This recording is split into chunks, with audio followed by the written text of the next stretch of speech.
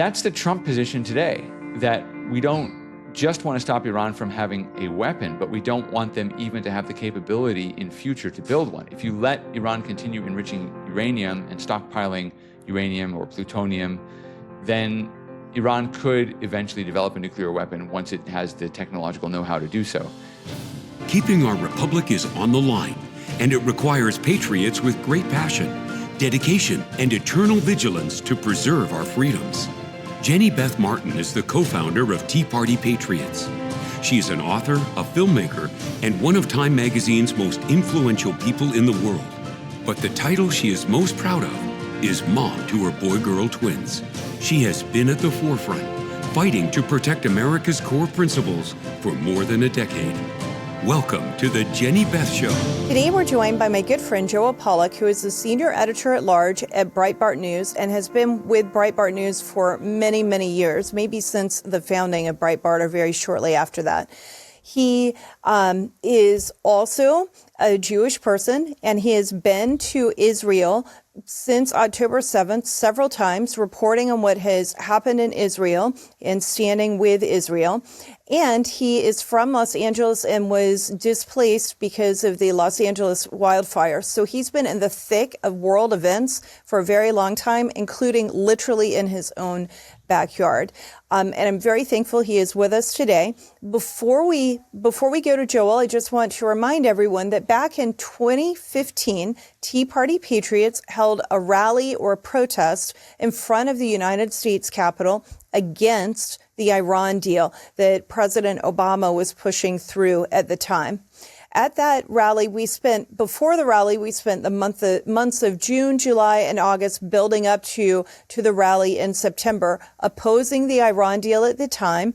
And then when we had the rally, we had many notable speakers, including Senator Ted Cruz, Sarah Palin, Duck Dynasty's Phil Robertson, Glenn Beck, and most notably, Donald Trump, who was then a candidate. At that rally, we all said Iran cannot have a nuclear weapon, and we were concerned that what President Obama was doing would pave the way to make it easier for Iran to get a nuclear weapon rather than preventing that from happening. Of course, since 2015, President Trump was president. He pulled America out of that deal. Then we went through President Biden's years, and he created a new deal with Iran. And then now in the current term with President Trump, he has been trying to negotiate some sort of deal with Iran, but he has been clear, as he has been for well over a decade, that Iran cannot have a nuclear weapon. And he has not changed his stance on that. And those of us who spoke that day a decade ago, I don't think any of us have changed our stance on it either. And even since the election in 2024, Iran cannot have a nuclear weapon. So today we're going to talk to Joel, get a background on this conflict with Israel, and then just explore some of the current events related to Israel and Iran today. Joel, thanks so much for joining me today. It's good to be with you. So let's take a step back and talk about what happened on October 7th and how did anything that happened on October 7th lead to what we're seeing right now in the last week or so with Israel and Iran? Well, we can zoom out even further than that. So let's talk about the broad sweep of history. The land of Israel has been the spiritual home of Jewish people for many millennia. And toward the end of the 19th century, there began a serious effort to resettle the land. There had been Jewish communities there for many, many centuries, but Jews who were fleeing persecution, especially in Eastern Europe, began settling in the land of Israel, which was called Palestine at the time because the Roman governors, many centuries before, almost 2 millennia before, had decided to crush a Jewish revolt by renaming the land. So it was then under Ottoman rule, under the rule of the Ottoman Turks. And Jews began coming back and reestablishing communities, building new communities, and planning, as Theodor Herzl envisioned, a new modern nation state. That effort began in earnest, especially after the First World War, when the British were given control of that area under the British Mandate of Palestine. At the same time, you saw the Arab population starting to opposed this movement. And so there was a conflict that emerged really in the early 20th century between Jews who were settling the land and Arabs who were either being told that these Jews had to move in. Many wealthy Arab landowners were selling land to Jewish settlers. And there were also people from other Arab areas coming in and finding work in Palestine, which was becoming more prosperous with the arrival of Jewish settlers, but were also developing their own nationalist aspirations. So the conflict really begins then, and the British appointed a guy named Haj Amin al-Husseini, who was the first major Palestinian leader. He was a radical Islamist. During the Second World War, he sided with Adolf Hitler because he wanted Hitler to get rid of all the Jews. And he whipped up the Palestinian Arab sentiment against the Palestinian Jews. And so there were a series of pogroms, which were large ethnic cleansing events where Arabs attacked Jewish communities. And so there was a low level of conflict really through the 20s and 30s until the 1940s, after the Second World War, when the United Nations came into being and there was a vote at the United Nations to partition the land that was controlled by Britain into a Jewish state and an Arab state. The Jewish community accepted the plan, the Arab community did not, and the surrounding Arab states attacked the new Jewish state when Israel declared independence in May 1948. Israel won that war, won its independence, and the Palestinian Arabs either left or were incorporated as citizens in Israel. 20% of Israel's population today is Arab. But the Palestinian state was never created, not by Jordan, which controlled the area known as the West Bank, not by Egypt, which controlled Gaza at the time. Instead, the Arab states at the time decided to continue trying to get rid of Israel, and they were helped in this effort by the Soviet Union. Then, when the Soviet Union fell, you had the appeal of radical Islam, which we are familiar with from 9/11, mostly of a Sunni Muslim variety, Al-Qaeda and those radical Sunni Muslim groups that used terrorism to try to challenge not just Israel, but the entire West. Al-Qaeda's problem wasn't even primarily with Israel, it was primarily with the United States. And in the background, you also had Iran.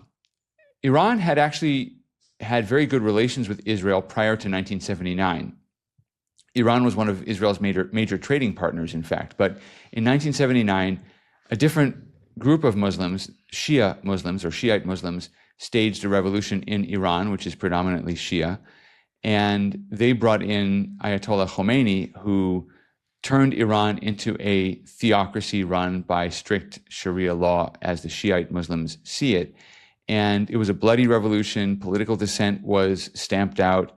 And Iran declared, almost as a founding principle, that it was opposed to the existence of what it called the little Satan, Israel, and the great Satan, the United States. The founding ideology of the new post-revolution Iran was anti-American. And soon after the revolution, we had the famous incident of the hostage-taking at the U.S. Embassy in Tehran, which lasted for 444 days until Ronald Reagan came to office. Throughout the decades since then, almost half a century, Iran has attacked Americans and has sponsored terrorism around the world, both on American soil, against American citizens, and targeting Israel and Jews around the world, not just in Israel. The most significant of these attacks was the bombing of a Jewish community center in Argentina several decades ago, killed many, many dozens of people, including people who happened just to be passing by on the street outside. So Iran has been a terror-supporting state, one of the world's foremost sponsors of terror. It has been an anti-American state and, of course, an anti-Israel state for a long time. In the 1990s, Iran began developing nuclear weapons, or began trying to develop nuclear weapons. And Israel began speaking out about this danger, saying that Iran could do so because it had access to uranium and because Iran had access to scientists as well. Iran is not a primitive society like Afghanistan. Iran actually has an ancient Persian civilization, and it has many skilled people, it has modern universities. Many of these suffered terribly after the Islamic Revolution, but they still exist. So Iran had some kind of infrastructure to build on. And when the United States attacked Iraq, Saddam Hussein, next door to Iran, who had been a great rival to the Iranian regime, when the U.S. went to war in Iraq because of suspicion of weapons of mass destruction in the post-9/11 world, the Iranians actually paused their nuclear program because they thought well, if the United States is going to take military action against countries that develop weapons of mass destruction, maybe we don't want to provoke the United States. They soon resumed their program, and what happened was in the last years of the Bush administration, the entire Western world started participating in sanctions against Iran. Why? Because Iran, while it was secretly producing nuclear weapons or hoping to produce nuclear weapons, working on them, it also was a signatory to something called the Non-Proliferation Treaty, which is a commitment not to build nuclear weapons. So Iran was violating its treaty obligations, and so the world applied sanctions to it. We often hear complaints, for example, why aren't there sanctions against Israel for its presumed nuclear weapons? Israel's never admitted to being a nuclear power, but it is presumed to have nuclear weapons. And that's because Israel never signed the same treaty. Israel never signed the Non-Proliferation Treaty, so it's not subject to those sanctions. Iran made a public commitment not to pursue nuclear weapons, but it was seen to be doing so, so there were these sanctions. Obama came into office, and that's around about the time the Tea Party started up, as you mentioned. And Obama decided that he wanted to achieve a grand bargain with the radical Shia Islamic clerics who run Iran. When he came into office, ironically, the Iranian people rose up against their regime to get rid of it because it is deeply repressive. And we saw what is called the Green Revolution, or what was called the Green Revolution. It was led by students and young people, but they came into the streets to try to overthrow the government, and they nearly succeeded. But President Obama didn't do anything to help them until it was way too late, because he wanted to work with the regime. The regime was then led by President Mahmoud Ahmadinejad. Of course, the quote-unquote supreme leader is the religious ruler of Iran, Ayatollah Ali Khamenei. But the president of Iran, who Khamenei allowed to be president, all their elections are very carefully managed, was Ahmadinejad. Ahmadinejad was a radical, Holocaust-denying fanatic. And Obama preferred to deal with him because he thought that as a dictator, he could at least deliver a commitment to whatever deal he signed. So Obama ignored the movement for democracy and, in a sense, preserved the Iranian regime so that he could eventually reach the Iran nuclear deal, which happened in 2015. The Iran nuclear deal was an agreement where the United States and the rest of the world agreed to lift the sanctions on Iran. That gave Iran access to up to $150 billion in assets. And in return, Iran made commitments not to develop nuclear weapons and not to enrich uranium, which is one of the materials necessary for nuclear weapons, except at a very slow pace and only for a limited time. The Iran deal only covered about a decade. So after about a decade, round about now, 2025, Iran would have been freed from the obligation to slow its uranium enrichment. Just a little bit on the science, there are two major ways to make nuclear weapons. One is through uranium, one is through plutonium. And the issue is, well, there are two issues. Basically, you have to have enough enriched uranium, the kind of uranium that lends itself to nuclear chain reactions. And then you also have to have the mechanism for creating the bomb, which has to push the different nuclear materials together in such a way that they reach what's called critical mass and therefore detonate. It has to be timed very carefully and has to happen in a more or less spherical way. So the two difficult parts are enriching the uranium and building the bomb mechanism. Iran has been working on the enriched uranium part of that for decades. And under the deal Obama signed, they had to slow that down, but they didn't really have to give it up. They didn't have to destroy their enrichment facilities. They didn't have to come clean about the things they had cheated on in the past when the world suspected them of developing these nuclear facilities. And they also weren't barred from sponsoring terrorism in other countries as they had done. They also weren't barred from developing ballistic missiles, which is what Iran wants to use to deliver the nuclear weapons to targets in Israel and Western Europe. And the Iranian scientists continued working on the weapons mechanism, the mechanism that actually built the bomb. So if you remember, in 2015, Israeli Prime Minister Benjamin Netanyahu came to Congress. He was invited by the Republicans, who then controlled the House and the Senate, and he was invited to address the Congress and to explain why he thought the Iran deal was a bad idea. And he said, you can have a deal, but you have to deal with these three problems. One, Iran has to completely get rid of its nuclear program. It doesn't need even civilian nuclear energy because it has so much oil.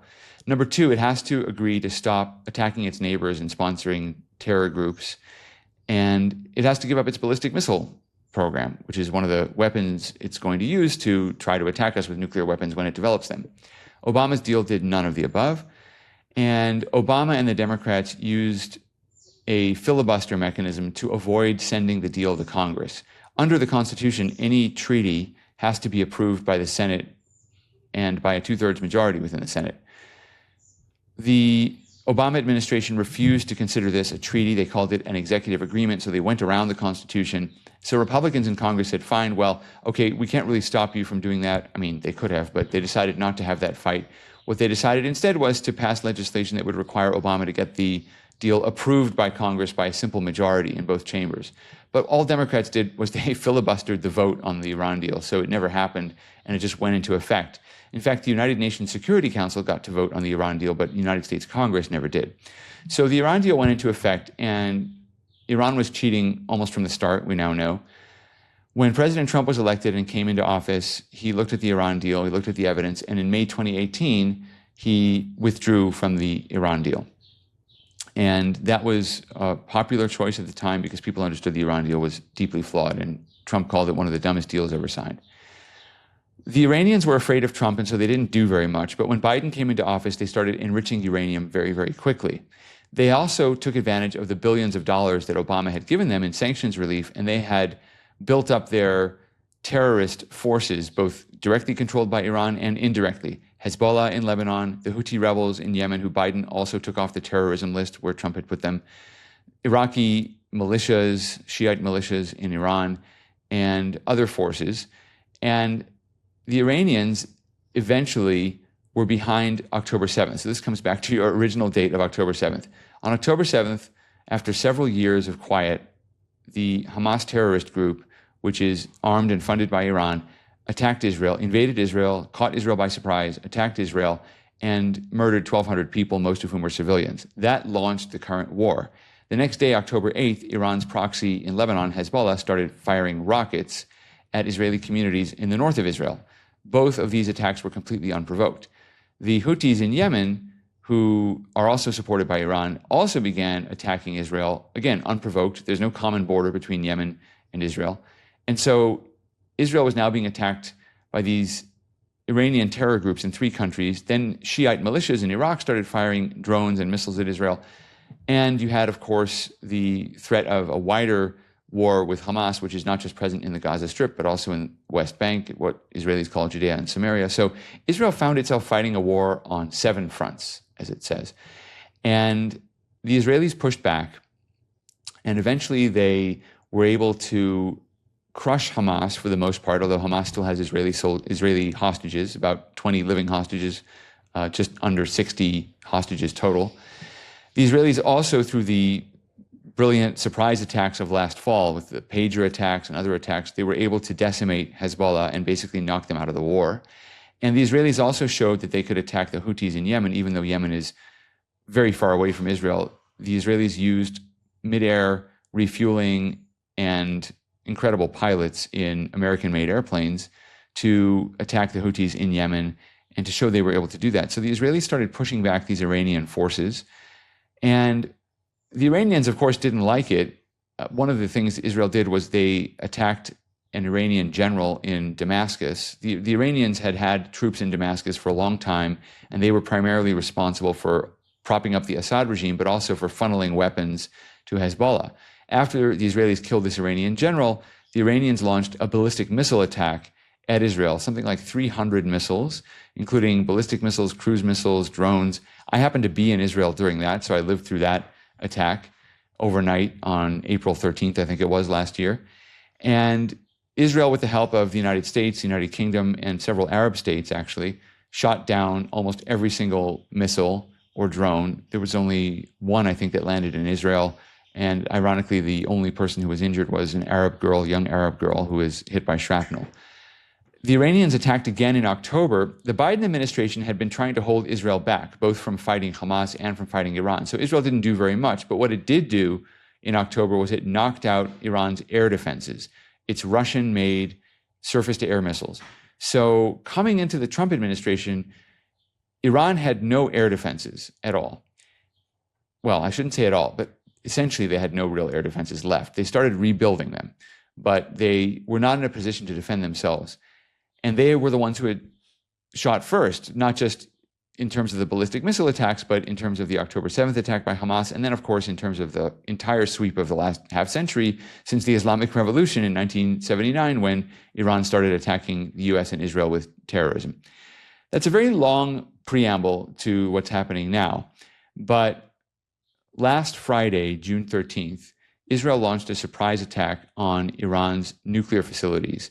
And the reasons that it did so were roughly three. First of all, the Israelis say they had intelligence that Iran was nearing the completion of the bomb mechanism necessary to create nuclear weapons, and they were afraid that Iran could field around 9 nuclear warheads. All it would take is one of those Iranian missiles just to get into Israeli airspace and to detonate above Israeli airspace. It wouldn't have to hit the ground, just detonate above Israel, and that would wipe out maybe hundreds of thousands of Israelis. So that was a real threat. So the Israelis wanted to act. Secondly, that point about air defenses. The Israelis realized that there might not be a better chance than right now to attack Iran's nuclear facilities. There had always been the fear of being shot down over Iran or being intercepted by some kind of system. The Iranian Air Force isn't very good. They mainly rely on planes that the United States sold them before the Islamic Revolution in 1979. But without air defenses, Iran was basically a sitting duck, and the Israelis preferred that because they don't want to risk their pilots or their planes if they don't need to. And then finally, I think the last 4 years of Joe Biden, Kamala Harris, convinced the Israelis that if the Democrats were ever allowed back into the White House or even in charge of Congress, that they would not have the opportunity to defend themselves, that Biden or the Democrats would repeat their past practice of withholding weapons. Biden actually withheld weapons from Israel even after October 7th because Israel wouldn't listen to him about how it conducted the war. Israel did listen to some extent, but the Israelis said, look, we have to go after Hamas's leaders.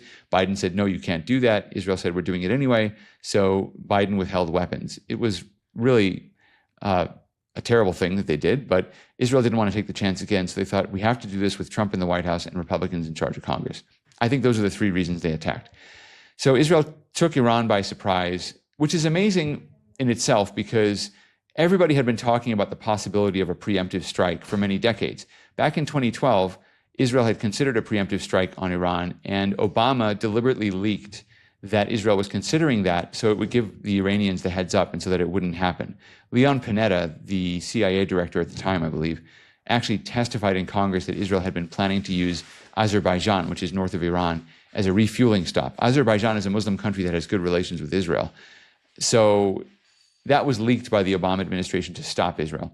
So the Israelis felt that they had to try to find some new way to create surprise. And it turns out what may have happened is that the very loud voices you hear on social media talking about how Israel should not attack Iran and the United States shouldn't support Israel, they may have actually lulled Iran into a false sense of security because the Iranians expected that Trump would never allow Israel to attack Iran, not while negotiations are going on.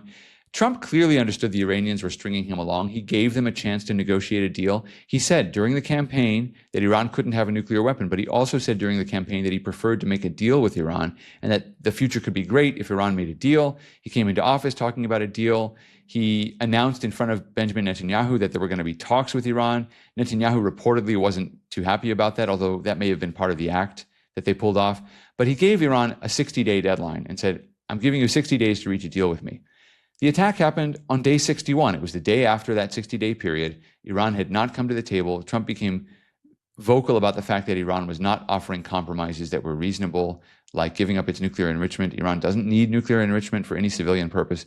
So Trump gave the green light, or we don't know yet which version of history is true, but or Israel just decided to attack, did so successfully, and then the Trump administration supported it in the aftermath. But regardless, Israel managed in the first 24 hours of the war to hit Iran's nuclear sites, to start hitting its ballistic missile sites, and most importantly, to knock out the senior military leadership of the Iranian regime. Israel eliminated the chief of staff of the Iranian military. They also knocked out the nuclear experts who had been working on the bomb, and they killed many of Iran's other senior military leaders. They would later kill Iran's intelligence minister. And that's how it's continued for several days. Israel has targeted Iran's nuclear sites, military sites, and its military and political leadership, most of whom are now hiding if they have survived at all. And the Trump administration, as you and I speak right now, is weighing whether or not to join in. Now, why would Trump need to join in? Well, some people argue the United States already is involved because we've sold the weapons to the Israelis. We've provided intelligence, most likely, to the Israelis. We've moved our aircraft carriers into position, so there is a sense of threat. If Iran does anything, if Iran attacks an American in any way, then the United States will get involved. So we're sort of involved on the margins. But why would we get more involved? There's one Iranian nuclear site inside a mountain. That site is called Fordo. It was previously secret. It was later revealed. I believe it was revealed by Iranian dissidents who made the information available to the West. But Fordo is inside a mountain, and it can't be bombed through conventional means. It has to be bombed through what are called bunker-busting bombs. And the only country that has them is the United States. We have not given bunker-busting bombs to Israel. Israel doesn't have the planes to drop them, even if we did give them to Israel, because Israel doesn't have strategic bombers. These weapons are 30,000 pounds. They're much too heavy for the jet fighters that Israel currently uses in its bombing attacks. So the only country that can deliver that kind of bomb is the United States. So Trump is weighing whether or not to do that, as well as whether or not to join the military effort against the Iranian regime more generally. He has given Iran many chances to come back to the negotiating table. They have continued to launch missile attacks against Israel, continued to say death to America, we're not having peace, and so forth. Although there are some reports that Iran has reached out to some countries that have been mediators like Qatar and Oman. So that's where we are right now. The war basically is won. Israel has defeated Iran. Iran is still shooting missiles at Israel, but generally fewer and less effectively, although it continues, even today as I speak to you, it continues to fire at Israel. It also hit a hospital in southern Israel. But Iran is defeated. I think the regime is on its way out anyway. So there's this debate about whether the United States should be involved in a regime change war. I think the regime won't survive, not after Israel has defeated it so thoroughly. And Israel is 1/10 the size of Iran in terms of population. Iran is 75 times bigger in terms of geographic area. So it doesn't really bode well for the future of the Iranian regime that it's lost this war to a much smaller country. And I think the Iranian people will lose their fear of the regime. So I think the regime's doomed anyway. But all of this is what's on President Trump's mind as he weighs whether or not to get involved. The Israelis say that they can destroy the Fordo nuclear facility even without the bunker-busting bombs, but they might prefer to have the bunker-busting bombs. Trump said something interestingly at the White House a couple of days ago, or yesterday as you and I are speaking, which is that Iran should surrender and then the United States should go in and destroy the nuclear facilities. So that could also happen. But right now, as you and I are speaking, the Iranian regime is being pretty stubborn, and they may be a little bit detached from reality. They're not really facing the fact that their regime is being destroyed by the hour anyway. So the deal they should take is basically to agree to surrender, agree to survive, and let Trump and the rest of the world destroy the nuclear program and just go on trying to live in what Trump wants to create as a more prosperous Middle East. But the Iranian regime is a fundamentally religiously fanatical regime. It's a fanaticism that is very hard for us to understand. It's not like ordinary religious fervor or religious faith. It really is a kind of millenarian cult, meaning that it is a faith that believes in bringing about the end of the world. That's not how most Muslims believe, but that is the Iranian theocracy, and you can see just how irrational it is by how it's behaving. So another long-winded answer, but that's by way of explaining how we got to where we are today. Joel, I think this was very good and very helpful. One of the things that, one of my observations is I've watched what President Trump has done related to Iran, and I am by no means the expert that you are, which is why I wanted to talk to you today so we have an expert who can educate people. But as I watched everything that he was doing, even when he went on the Middle East tour, he kept saying repeatedly on that tour, Iran cannot have a nuclear weapon. We want to make a deal, but they're really close to bad things happening. And if they don't make a deal, it's going to be really, really bad. He was pretty clear. If people were listening to what he was saying, including the people who are saying that maybe U.S. involvement in this is not America first somehow, he was clear just a few weeks ago as he was in the Middle East again. And then, of course, most recently in the last week, that Iran cannot have a nuclear weapon.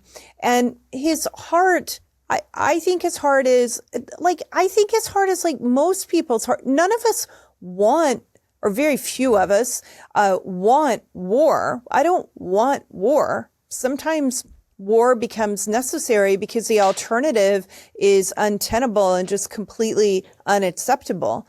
And I think that Iran having a nuclear weapon is one of those hard lines, not just in the sand, but it's in the cement. You cannot cross this. And if you do, we have to act.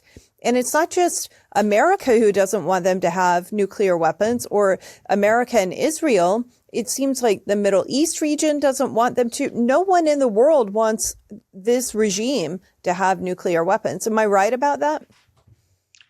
Right. Nobody wants Iran to have nuclear weapons. And many countries in the region have said that if Iran gets nuclear weapons, they consider Iran a threat.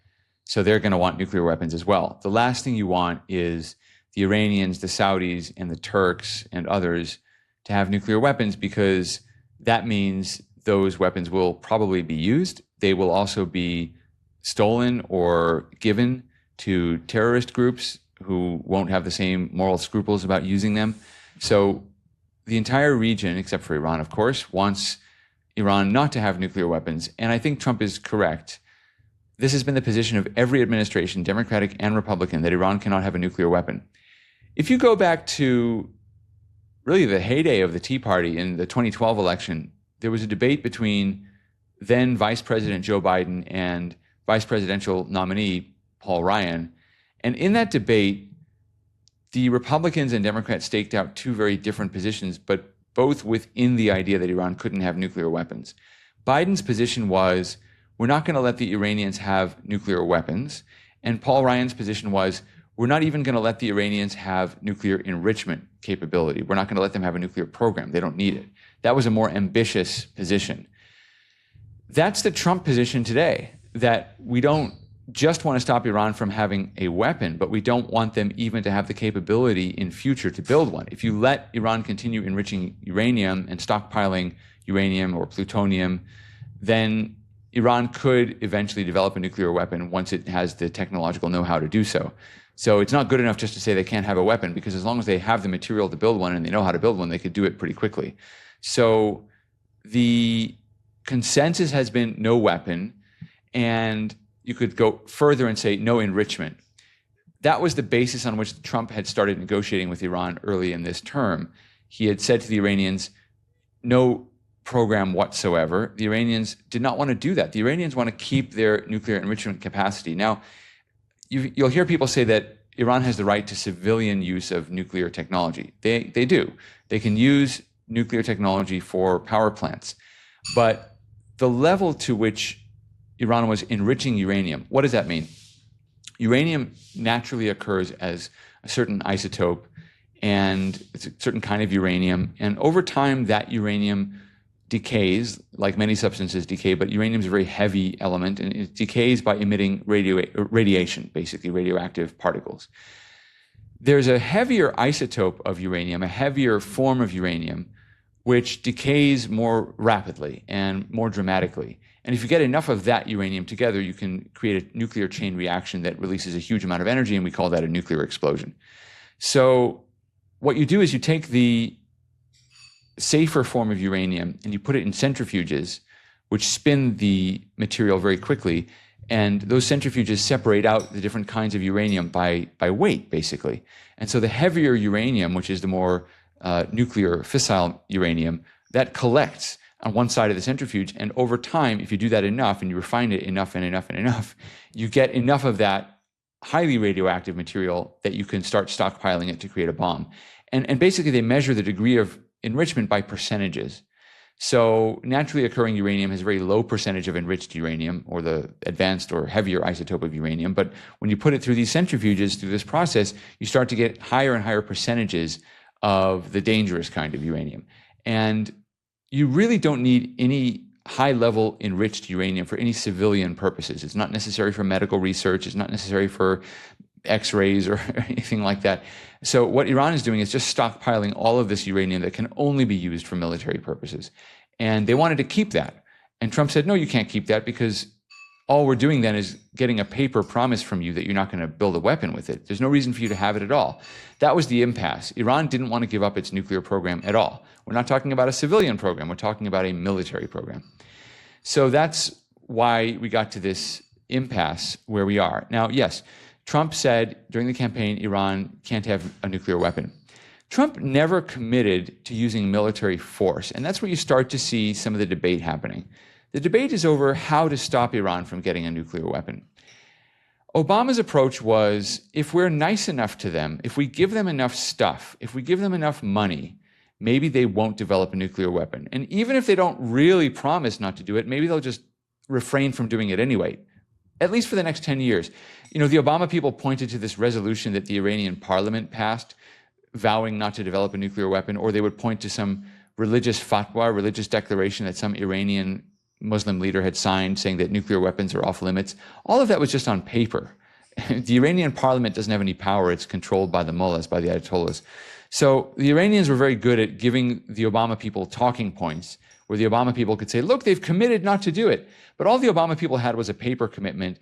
The inspectors from international agencies who were supposed to then go in and look to see that Iran was complying, they weren't allowed into certain areas. They weren't given past records to show what Iran had done in the past. So Iran wasn't really complying.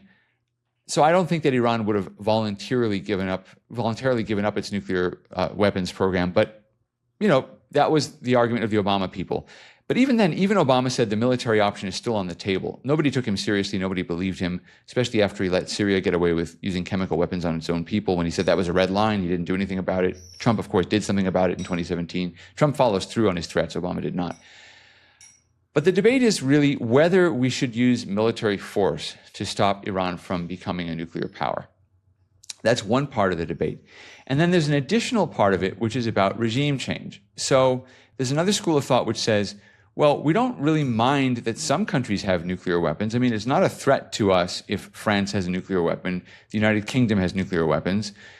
Israel may or may not have nuclear weapons, probably does. But these countries are not threats to us. They're not threats even to their neighbors because these are democracies that are not trying to cause trouble. And maybe if Iran became a friendlier regime, a democratic regime, we wouldn't worry so much about its nuclear program because we then wouldn't worry that it was going to give nuclear material to terrorists or that it was going to try to destroy Israel or whatever. So maybe changing Iran's government is an easier fix than trying to go to war and taking out their nuclear program that way. That now has become wrapped up in the same discussion around events in recent days. And what you're seeing is a debate over quote unquote forever wars, regime change, and so forth. It used to be that the people opposed to going to war in Iran were on the left. And they opposed going to war partly because they're anti-war by philosophy or just by temperament, but also because they quietly sided with Iran against Israel and against the West. Remember that the left doesn't like the West. They don't really like America. They don't like Israel. And even though they didn't really have the guts to come out and say, we love Iran, they certainly are supporting all of Iran's proxy wars. They support the Palestinian cause against Israel. They support the Hezbollah cause in some cases against Israel. And generally, they're okay with Iran being able to menace Israel because they like the idea that Israel will be scared and that therefore they hope that Israel will concede things to the Palestinians and so forth. So I think that's where a lot of the Obama people were coming from. Obama threatened to go to war, but it was never going to happen because his advisors really hated Israel, and they wanted to see a stronger Iran in the region to counter Israel. So the left has been opposed to military force against Iran for those two reasons. Number one, they're anti-war. Number two, they're anti-Israel and anti-America. On the right, it used to be pretty universal that we would support military action to destroy Iran's nuclear program. And that's what you mentioned, that 2015 rally. Trump was there. I remember I actually spoke at that rally.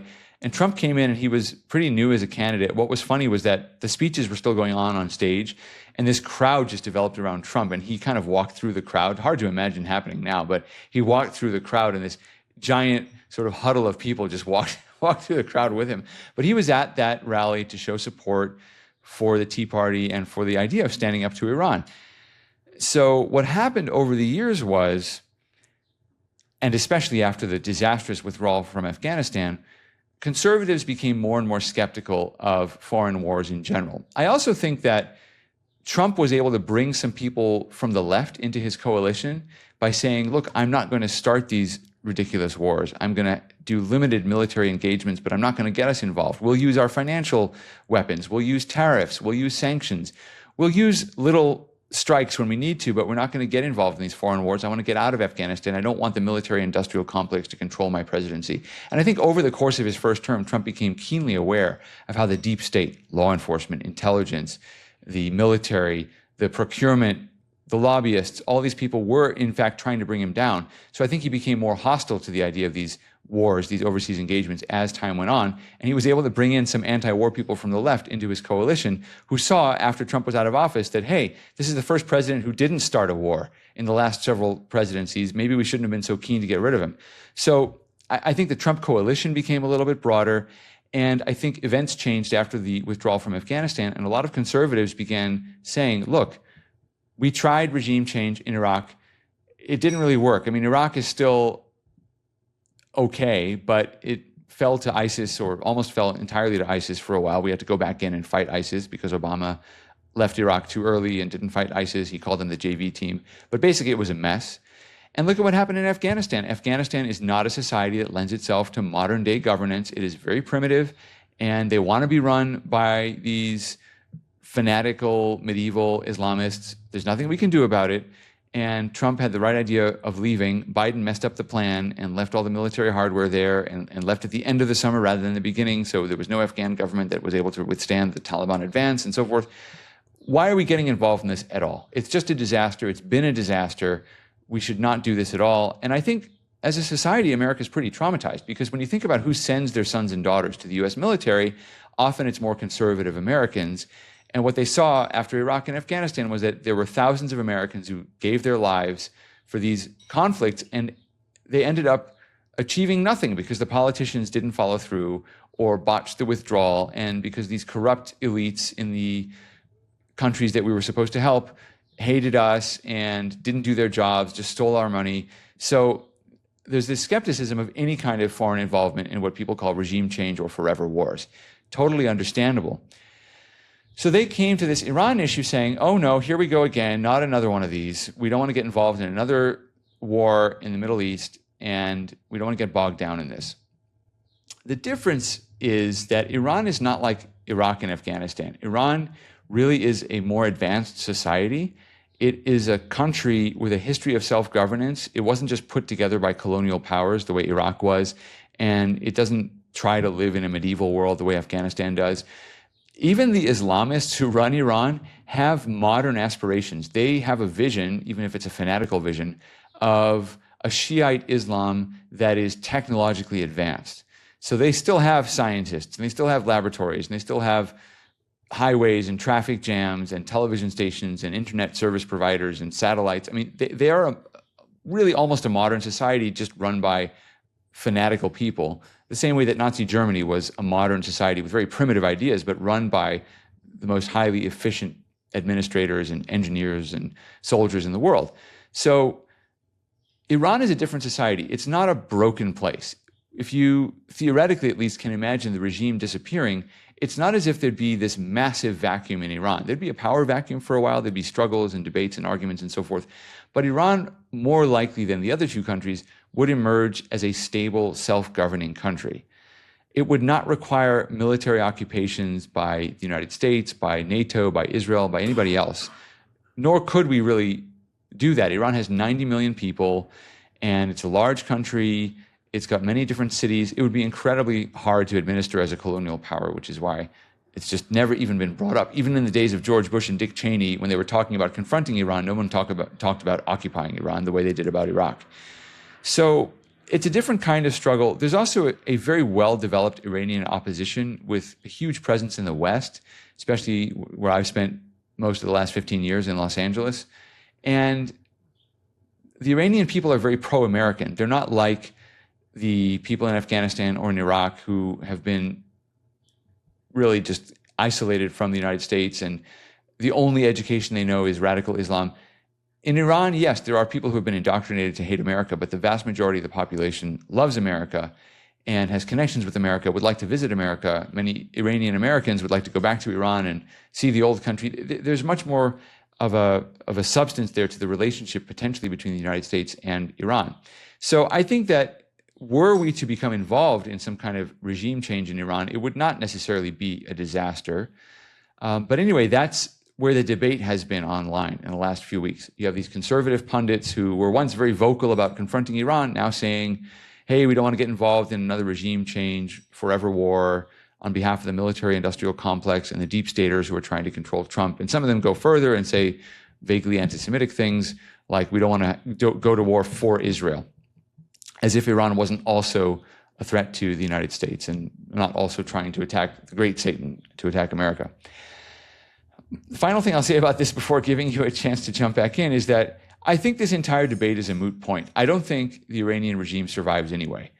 What we've learned about totalitarian regimes is that they are able to control their populations as long as they can tell the people that they are fighting a greater outside enemy. Once they can't resist that enemy, once they can't defeat or protect their own people from that enemy, the regime loses its reason for being, and also the people lose their fear of the regime. There was a moment when Israel bombed the Iranian state television broadcaster in the middle of a broadcast. You may have seen that video. Woman sort of going on some harangue against Israel, and then studio going dark and debris floating down from the ceiling. And millions of people watched that across Iran. They saw that the regime couldn't protect itself. You're no longer afraid of a regime that can't even protect itself, where the leading generals have all been killed, where the leaders of the government are all in bunkers hiding while you don't have a bomb shelter, you don't have any way of protecting yourself. You see that your leaders have abandoned you and that they're terrified. I think when the dust settles after this, even if the Iranian regime does a deal with Trump and remains in place, I think the Iranian regime is doomed. I think the Iranian people are going to rise up in one way or another, and they're going to say, enough is enough. You guys are just a bunch of corrupt people who want to tell us how to live, but don't want to protect us or even provide the basics that we would need to survive. And so we're getting rid of you. And I think regime change is inevitable. The real debate ought to be, in my view, what replaces it. It's not up to us on the outside. I think Iranians have to figure it out. But I do think we need to air that debate because I'm not sure Iranians are having it. It would help them, I think, for us to be very explicit about what the alternatives are. You've got the former Shah's family. The Shah was an autocratic ruler, a king basically in Iran that the United States supported, and then we pulled our support under Jimmy Carter. His son is out there, I believe, talking about how he wants to go back. Then you've got Iranians who want a democracy and they don't want to be ruled by a king. Maybe there's some halfway constitutional monarchy they can figure out. I don't know. Maybe culturally, Iran will still be a Muslim country. Maybe they don't want to live like a Western country. They want a free country, but it doesn't have to look like our system of democracy, perhaps. I don't know. But the point is, you do run the risk of a vacuum if there's no discussion. So I think what we ought to be doing is saying, what's the future of Iran? Because this regime is so odious and so backward. It's on its way out. What ought to replace it? And how can we be part of that process in a positive way that doesn't involve risks to the United States? I think that analysis that you just did about the online commentators and influencers and the conservative sphere was really very good, Joel, because you're not really attacking them. You're looking at where they're coming, how they're coming at the discussions and the decisions that they're making, and being very fair about it, and then pointing out other issues that you see within some of their thought processes. So I think you did that very well. Can I say something more about that just quickly? Yeah. I think they're asking the right questions, most of them, which is what happens next? Right. That really is the most important question. If the regime disappears, what happens next? So I think they're right to point to that. And they're right to say, we don't want a repeat of Iraq and Afghanistan. And I also think if I give them the benefit of the doubt, they are coming from a place of some trauma. I mean, we as a country have suffered not just the 9/11 attacks, which I still don't think we're quite over, but we've suffered the complete debacle of our political leaders botching Iraq and letting ISIS take over, and then botching Afghanistan. And I think we've lost confidence in our leaders. We've also lost confidence in ourselves. I think it's natural to be skeptical of our ability to follow through on changing even a terrible, terrible regime like Iran. So I get where they're coming from. I don't get their answers, or I don't agree with the answers to the questions they're raising. And I think sometimes many of them are reaching for what seem to be easy explanations, but really are fatally flawed explanations, like Israel must be controlling our foreign policy, which is ridiculous. Trump has many times told Israel that he's not doing what Benjamin Netanyahu wants. I'll give you an example, a fascinating example, actually. Right now, there's an American organization. It's a nonprofit organization. It's not part of the government, but it's supported by the Trump administration. They're in Gaza giving out food to Palestinians. Israel can't really do that because the Palestinians don't trust the Israelis. But you have American volunteers, essentially. Some of them are paid, I suppose, but basically this American organization has started. It's called the Gaza Humanitarian Foundation. And Trump is supporting them. And they're going into Gaza and they're giving meals, millions of meals a day, directly to Palestinians. The Israeli approach to Hamas is military. They say, okay, Hamas has our hostages. Hamas is attacking our people. We're going to go in and fight Hamas. And Trump often says, I don't think the military is the solution to everything. I'm going to undermine Hamas a different way, Benjamin Netanyahu. I'm going to provide food directly to the Palestinians, not through the United Nations, because Hamas steals that food and then keeps it for itself or sells it to Palestinians, forces them to pay for food that they need that's supposed to be arriving for free. But Trump says, I'm going to undermine Hamas economically. I'm going to undermine them politically by giving the food directly to the Palestinians. That is working. So you can see that Trump is perfectly capable of going his own way and carving his own path. So I don't think Israel controls our foreign policy at all. Israel is a very important ally. I think what's happened is that there's a small group of anti-Semitic nutcases who have become very vocal on social media, and they've become vocal in the real world sometimes. I've seen videos where they will go to conservative events and they'll disrupt speakers, they'll attack speakers. And so I think what's happened is that many conservatives have become intimidated by these people.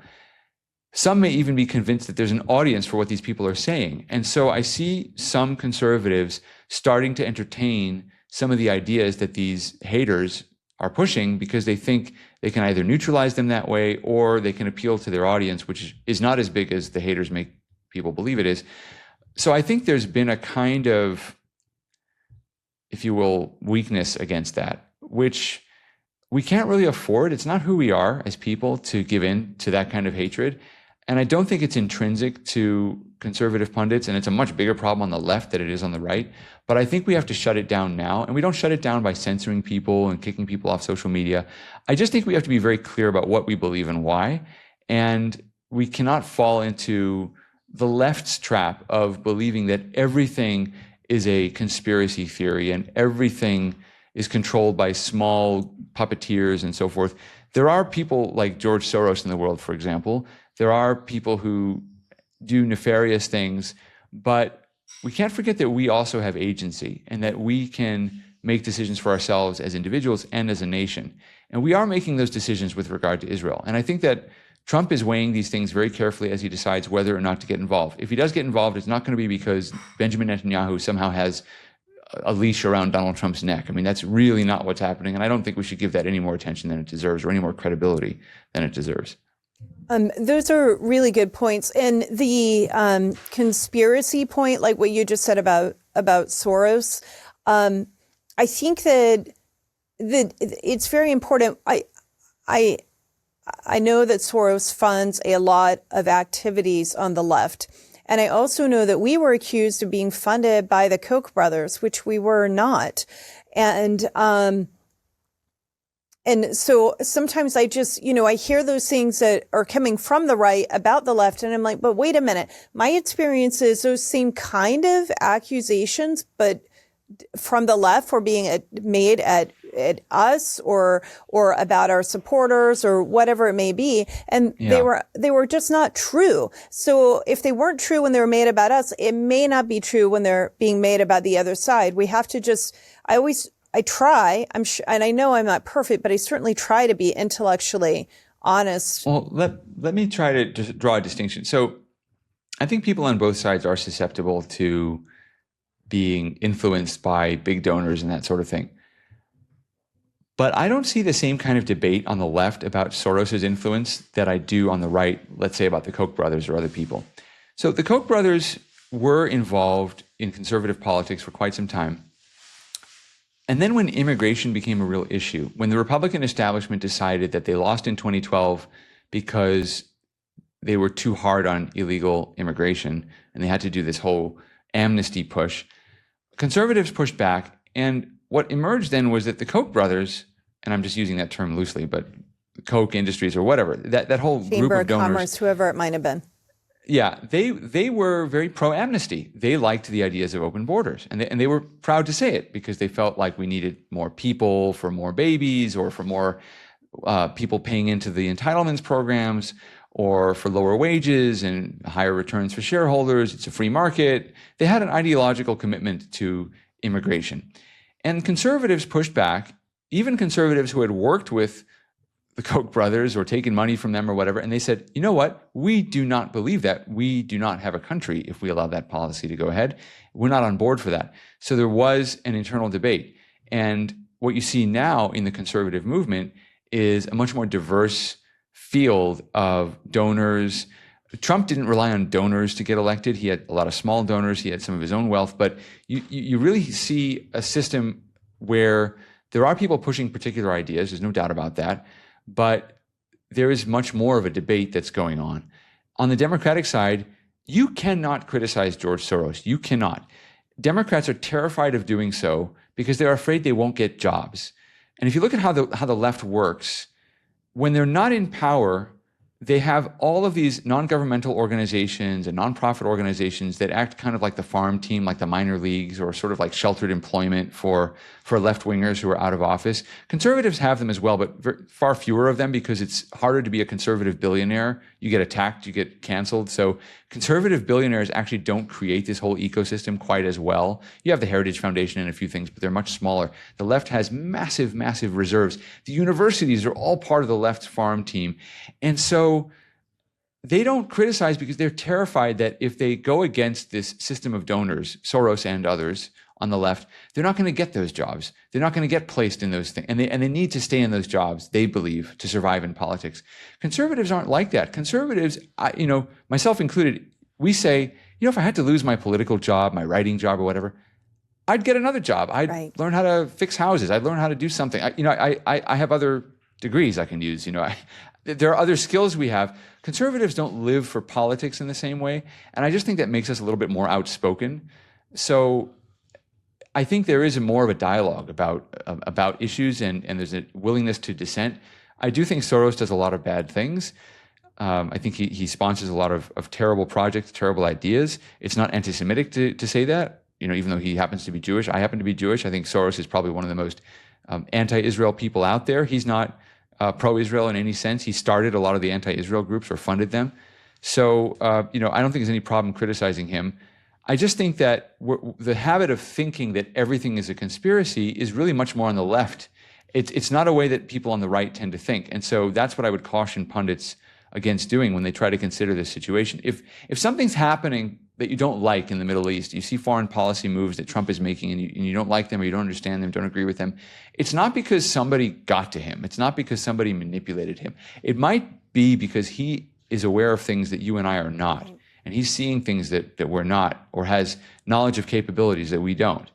So I would just caution people and say, I get where you're coming from. I think you're asking the right questions when you say what happens next. But when you fill that with answers that basically come from the Soros dictionary, like, Israel first and Israel lobby and all this stuff. I mean, that's straight out of the worst parts of the left. That's the stuff Soros and his groups use. I would just say you need to be a little skeptical about that because that heads in a very dangerous direction. Right. And if you can remember that we're conservatives and we believe in independence, and we believe that people have, as you said, we have our own agency and we're independent thinkers. And so we're going to have disagreements from time to time. And you can disagree on a policy. You can disagree vehemently on a policy and still get along with the person on all the things that you do agree with. And the debate can just be because you don't think the same. It doesn't mean it's a conspiracy. It just means we're actually doing what we believe in as constitutional conservatives. We believe in independence. We believe in the ability to speak your mind and to have free speech. So when we keep that in mind, then we can look at the things that might be happening online and we see the different debates, no matter what the issue, whether it's the issue of today, Iran and Israel, or the issue of tomorrow, who knows what it'll be, but there'll be some other flashpoint that happens. And just remember, find where you agree and work on the issues with your alliance that you agree on the issues with, on that issue with. And when it comes to the next set of issues, you find a new coalition. It might be a lot of the same people. It might be some new people. It might be some people you just disagreed with on Iran and Israel, but you agree on the next set. And if you just keep it focused on Israel and remember not to take it all completely so personally and not to attack the people you disagree with so personally, I think then we have a better shot of continuing to win politically, and that's good for America. I would just give people two pieces of advice when trying to figure out these debates. If you're going to engage in debates on social media, which I think is a good thing to do, I would avoid using foul language. That's just the thing. You'll notice I almost never use profanity even when I get into big fights with people on X. Whether it's fashionable or not, we're a lot looser, more accepting of four-letter words in dialogue than we used to be as a society, but it still does represent crossing a boundary. And when you start swearing at people or using sexual imagery or putting people down in a very harsh way, it's very hard to walk that back, because even if you delete the comments, someone will have preserved them or screenshot them. So if you get into that mood, you should walk away from social media or put down your phone, but generally just avoid profanity. I mean, I think you can avoid 90% of the aggravation of social media fights if you avoid profanity. Secondly, and more broadly, I don't think people need to feel that they have to understand everything. I see conservative pundits taking positions on regime change in Iran as if they have to know what the answer is and they have to fit it into an all-encompassing system of thought that they can then defend against all criticism. They are the knowledge. They are the experts. And, I know a lot, as you mentioned. I mean, I would say I know a lot about Israel and the Middle East. I've been to Israel probably 20 times, 6 times since October 7th. I speak Hebrew. I speak a little bit of Arabic. This is part of my life culturally. And yet, I'm not even sure what's happening. A lot of the times I have to take a wait and see approach because I don't know what's going to happen. I know what might happen. I know what I think I would like to happen, but I have to accept that I don't know. So sometimes the best you can do is just observe a situation and sometimes observe the debates. I mean, you can learn from people who are debating, even if they're doing the thing that I'm cautioning you against doing, which is setting themselves up as experts who know what's going to happen. I just think that's where I see people digging in, defending their ideas and their positions, and I think there's a lot of unnecessary hostility because they're afraid to be wrong. I think you can be wrong, and if you're afraid of being wrong, then just be a little bit more skeptical and a little more open to what might happen. Because the reality is that even though personally, what my personal preference is, I would prefer that the United States not get involved. That's my personal preference. I would prefer, since Israel has done such a fantastic job so far, that we allow the Israelis to do this. They're not going to have the bunker-busting bombs that we have, but let's let them go into the nuclear sites and destroy them through other means, which they have said they can do. That would be my preference. But if Trump decides he's going to attack for his own reasons, maybe he wants to send a message to China and say, we are prepared to go to war. Maybe he's thinking about things that we're not necessarily thinking about. He's thinking about the broader picture. A lot of people in the debate about whether or not we should have bombed Japan with the nuclear bombs at the end of the Second World War. One of the arguments in favor of bombing is that we wanted to send a signal not to the Japanese emperor, but to Stalin and say, hey, we know that there's a post-war situation that's shaping up, and we want you to know we have this destructive weapon, so do not mess with us. Do not push the gains of the Second World War past a certain boundary because we are much stronger than you are. And Trump might be thinking of that. It might have nothing to do with Iran and regime change. He might be saying, you know what? I got this 30,000-pound bomb called a bunker-busting bomb. It's never actually been used in combat. So why don't I just drop it on this nuclear facility? It's not going to kill any civilians like Nagasaki and Hiroshima did. Let's just drop it on Fordo, the name of the nuclear facility, and see what it does. And then China will understand, hey, don't mess with us. Don't invade Taiwan. Whatever. I mean, we are not privy to all of the considerations that the president of the United States, the commander-in-chief, is seeing. And I'm not saying that because I'm part of some Trump-worshiping cult or something like that. It's just the reality. He's got to consider the national interest, and he's getting information and advice from every possible source on every possible side of the argument. So we have to kind of suspend judgment. And I honestly don't know if it would be better in the long run if the United States got involved or didn't. My personal preference would be that we did not get involved. I think Israel will be stronger if it is seen as having done this itself. And I think that you can short circuit this entire debate among Americans by saying at the end of this war, hey, we didn't get involved. I also think a deal would be better than continuing the war. If Iran were to surrender and let us go in and make sure their nuclear program is destroyed, we don't have to bomb the reactor. We can have civilian demolition experts go in and do it. We can have nuclear experts go in and do it safely so there are no radiation leaks and that kind of thing. I think that's the best possible outcome. But that usually doesn't happen. The best thing doesn't usually happen. So we'll have to see what happens, and hopefully it works out for the best. But I don't feel like I have to attach myself to a position, because once I do, then I've got to defend that position, and new information is always going to come in. And I just see people arguing themselves into unnecessary corners and then lashing out. And so, again, just to summarize the rules here for getting involved in these debates, don't swear. And don't feel you have to nail yourself to a position, because you can sometimes just observe. Yeah, I think that's very, very good advice, Joel, and I appreciate that advice. I'd like to go back to a couple other things very quickly. I know we've gone kind of long, but I want to follow up on something. There is a lot of debate about the quote unquote forever war, and people don't want to get involved in a forever war. And I think that most people don't, as I said before, most people don't even want war, and sometimes it is necessary. When I hear all of that debate, the thing that I just keep thinking about, and when you think about Afghanistan, as you were talking about, and our withdrawal from that and what happened in Iraq, I just want to know that if America is going to get involved, we're involved to win. Whatever the objective is, we are there to get the job done and to get out as quickly as we possibly can with whatever that objective is.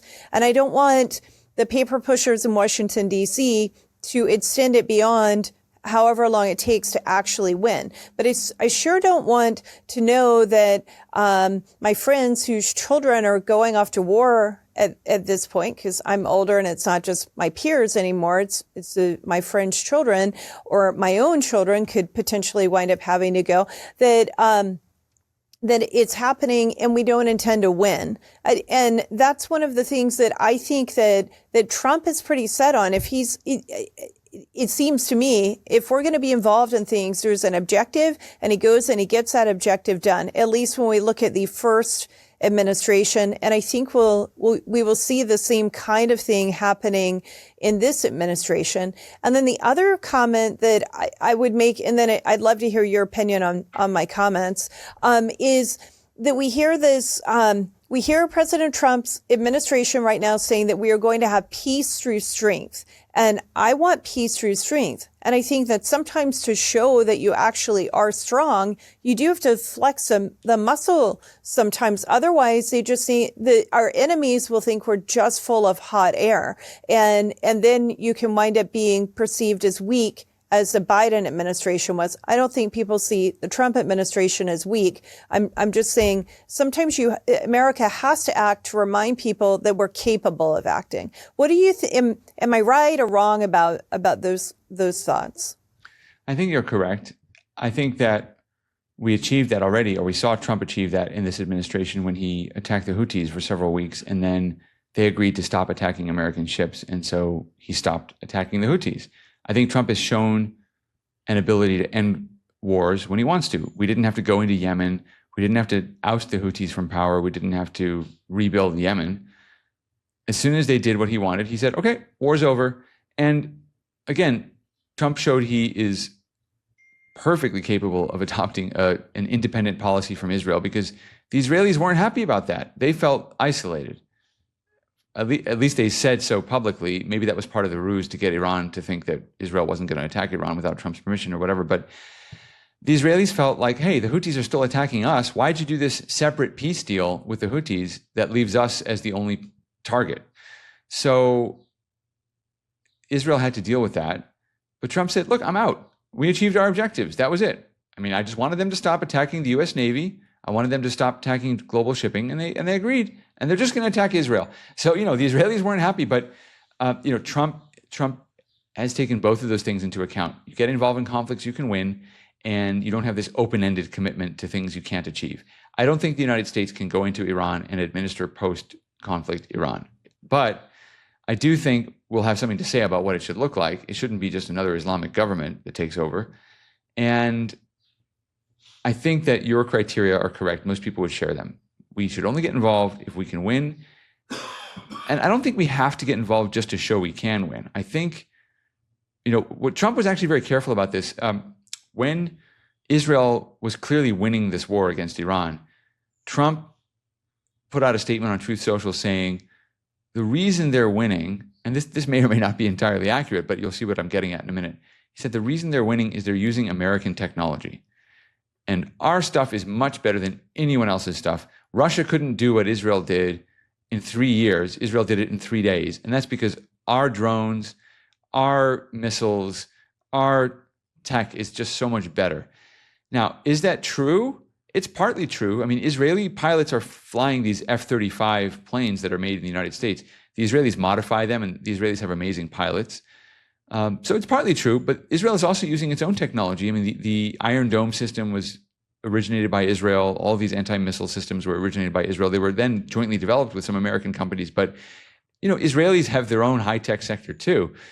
But it's important for Trump to show that we can get involved and win. And what better way to do it than to show through Israel's success and not have to go to war yourself? So, there's a joke going around among Israelis, which is that Trump doesn't have to attack the Fordo nuclear site with the bunker-busting bombs or the B-2 bombers. Just lend it to us. I've seen the meme like, let us borrow the B-2. We promise we'll return it without a scratch. So there's, you could still achieve the same thing. Show that you have the ability, and we don't necessarily need to risk more than we have already. Okay, that is very good. And then one last thought that I have, as I watched and have learned about what Israel did last week, is they went into Iran initially, and then from previously what they did with the pagers, I just think their military is very creative, and they're fighting a modern war, and they're fighting in modern ways that we haven't even. It's going to take a while for people to understand the way we fight wars is going to be much more like what Israel is doing, I think, in the future, and it's completely different than much of what we've seen in the past. And then the other thing that I've thought about as I've considered what Israel is doing is that old saying that loose lips sinks ships. They were able to pull off both of those attacks with the pager, and then the things that they did with Iran with the drones, and no one had any idea. And it took years of planning, especially for those pagers. So I just think it's rather impressive. And I hope that our military is learning lessons from what Israel is doing right now, and that we become an even better military from learning lessons from what Israel is doing. I agree, and I think we will. Well, that is all the questions that I have for you today. Is there anything else that you think people should consider as they're looking at what's happening right now with Iran and Israel? The only thing I would say is look at the statement that Mike Huckabee sent to President Trump, and whatever your religious belief, Mike Huckabee has a deep sense of the spiritual role in the world. And there's a consistent theme throughout Jewish history, which is the weak triumphing over the strong, David defeating Goliath, the Maccabees defeating the Greeks. And this is the latest example of that.